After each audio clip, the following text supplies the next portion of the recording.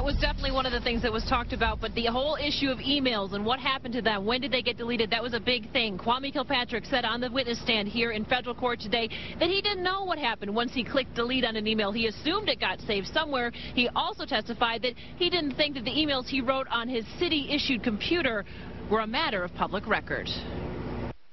Kwame Kilpatrick called the Tamara Green lawsuit frivolous and testified that he was never told to preserve any evidence for the case. While on the witness stand, the former mayor even took a shot at Green family lawyer Norman Yatuma, saying, "You've done a good job at stretching out this case so long." Yatuma is suing Kilpatrick and the city of Detroit, alleging they obstructed the investigation into Green's 2003 murder. Green is the stripper who is rumored to have danced at a never-proven Manukian mansion party.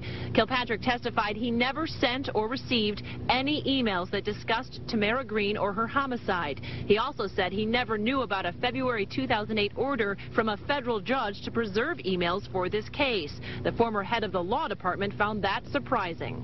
It would be a surprise because I would think that the attorneys would have communicated that to him. John Johnson also testified Monday about whether he preserved evidence for the case. When asked if Johnson knew whether anything was done by Detroit after the federal judge issued that preservation order, Mr. Johnson said no.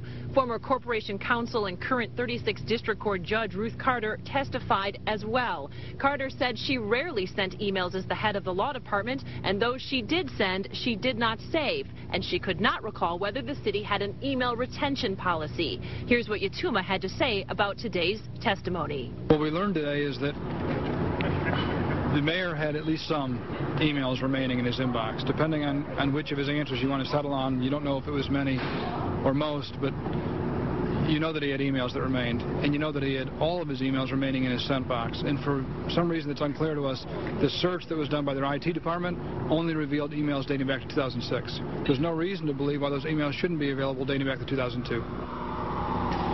Norman Yatuma wanted to expand the scope of this hearing to encompass even more emails, but the judge denied that motion. Mr. Yatuma will be allowed to question even more high-profile witnesses when this hearing resumes on Wednesday. Reporting live at the federal courthouse in downtown Detroit, I'm Heather Catallo, Channel 7 Action News. Carolyn, back to you. All right, Heather, at this point, what does Kwame Kilpatrick's attorney think about all this that unfolded?